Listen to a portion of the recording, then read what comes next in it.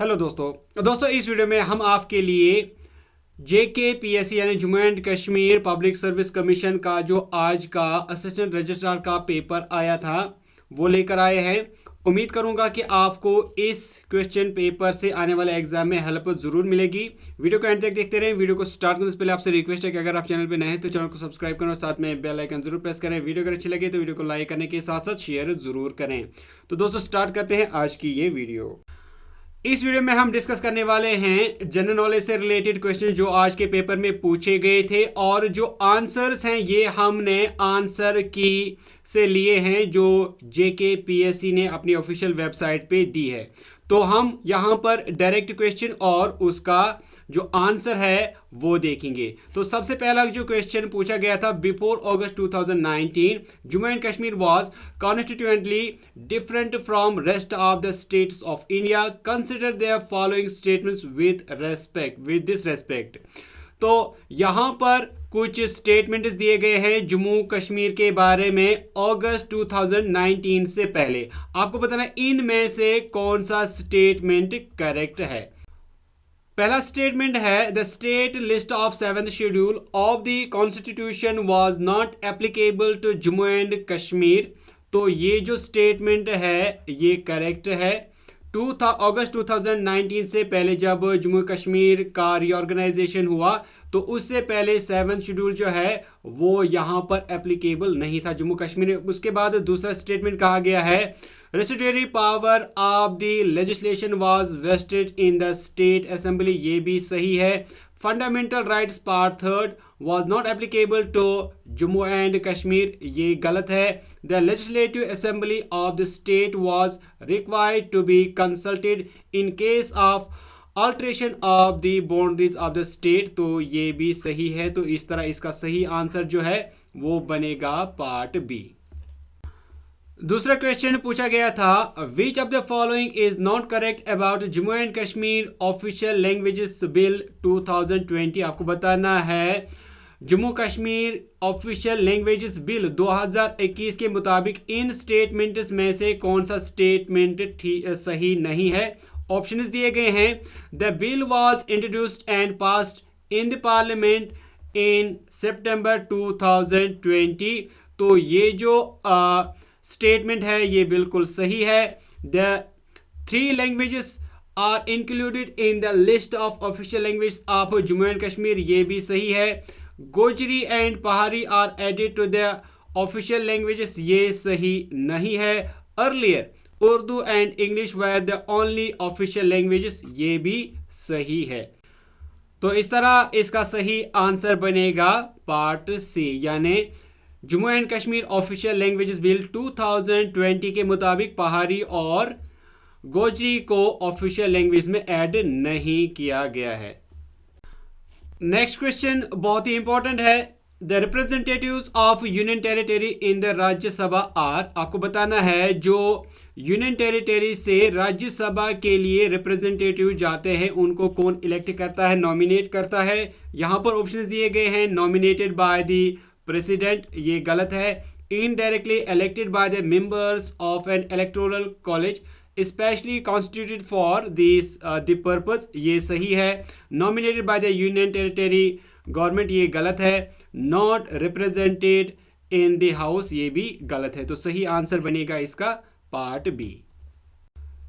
Next important question जो पूछा गया था, कंसिडर द फॉलोइंग स्टेटमेंट्स। यहां पर नीचे कुछ स्टेटमेंट्स दिए गए हैं, आपको बताना है which of the following statements are correct. आपको बताना इनमें से कौन सा स्टेटमेंट करेक्ट है। ऑप्शंस हैं, the process of removal of a state election commissioner is similar to the removal of a जज of a state high court, तो ये बिल्कुल सही है। A council of ministers must always exist to advice the governor even after the dissolution of the state legislative assembly, तो ये भी बिल्कुल सही है।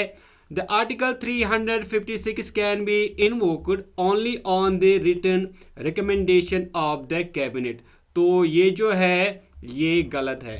तो यहाँ पर आप देख रहे हैं पार्ट 1 और पार्ट 2 जो है ये सही है और पार्ट 3 ये गलत है। तो इसका जो सही आंसर बनेगा इनमें से वो है part C. Next question, The Lieutenant Governor of Union Territory is empowered to promulgate ordinances only. आपको बताना है इनमें से, इन स्टेटमेंट्स में से कौन सा स्टेटमेंट सही है. When the assembly is dissolved, ये गलत है.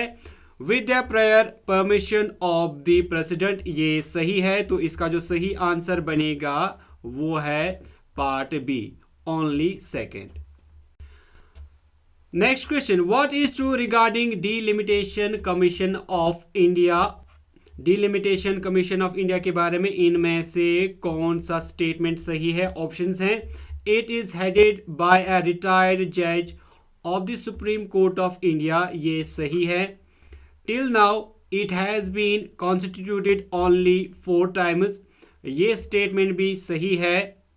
थर्ड है, its order has the force of law and can be called in question only before Supreme Court. ये सही नहीं है.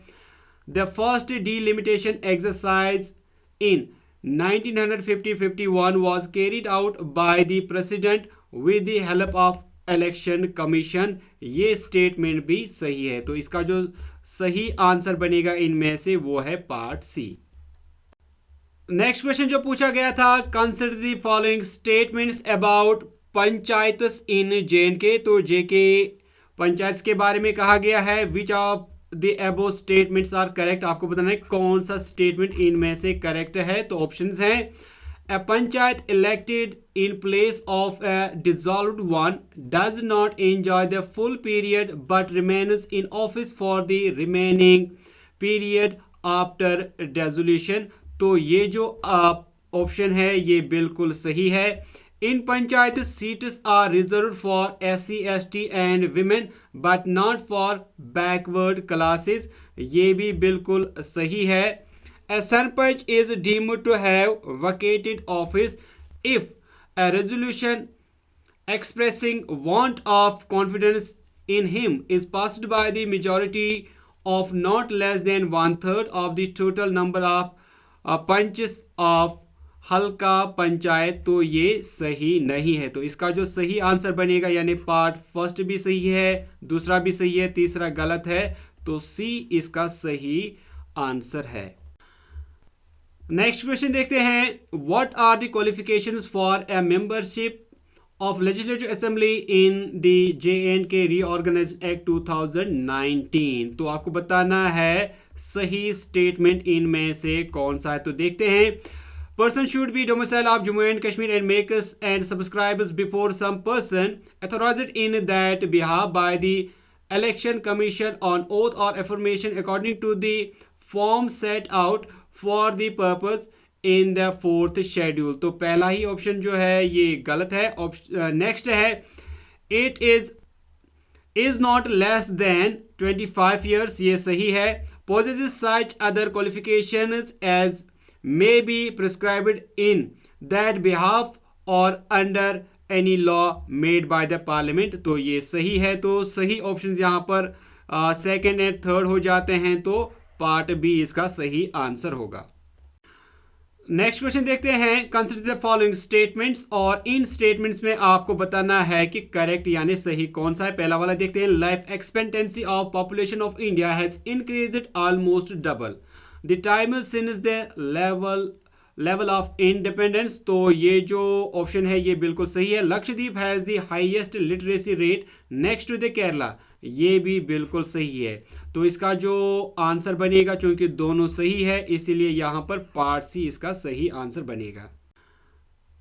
नेक्स्ट क्वेश्चन देखते हैं. यहां पर लिखा गया है आइडेंटिफाई द सिटी. आपको बताना है सिटी को आइडेंटिफाई करना है. It is known as the Scotland of east. ये अच्छे से याद रखिएगा. स्कॉटलैंड ऑफ ईस्ट इस सिटी को कहा जाता है. The separate eagle, elephant, Beadon are the important waterfalls. यहाँ पर इस सिटी में सेपरेट ईगल, एलिफेंट, बैडन जो हैं ये यहाँ के इम्पोर्टेंट वाटरफॉल्स हैं. As per 2011 census the region has made literacy of 85% and female literacy of 34%। तो कौन सी सिटी है जिसको स्कॉटलैंड ऑफ ईस्ट कहा जाता है, और यहाँ पर ये 3 वाटरफॉल्स हैं, तो इसका जो सही आंसर है ये है Shillong.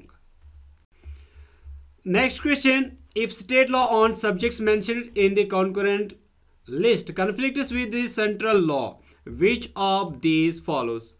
First option is the state law prevails over the central law if the state legislature passes it again with special majority. This option is correct. In most cases, the matter is moved to the Supreme Court, which decides on the validity of the respective laws in the larger national interest. Again, this one is correct. So the correct option is C, both A and B. Next question. Consider the following statements. The Prime Minister has to resign if he loses majority in the lower house. This is just a rule in the parliament but not mentioned in the constitution. This option is correct. In the event of both the president and the vice president demitting office simultaneously before the end of their tenure, the speaker of the Lok Sabha will officiate as president. Again, this one is correct. The right answer is both first and second. Next question, mango shower in the pre-monsoon rainfall is associated with. आपको बताना है mango shower जो कि pre monsoon rainfall है वो किस से associated है इनमें से। ऑप्शंस हैं Kerala and Karnataka, Andhra Pradesh and Tamil Nadu, Assam and Meghalaya, या फिर बिहार एंड वेस्ट बंगाल। तो इसका सही आंसर है part A, Kerala and Karnataka.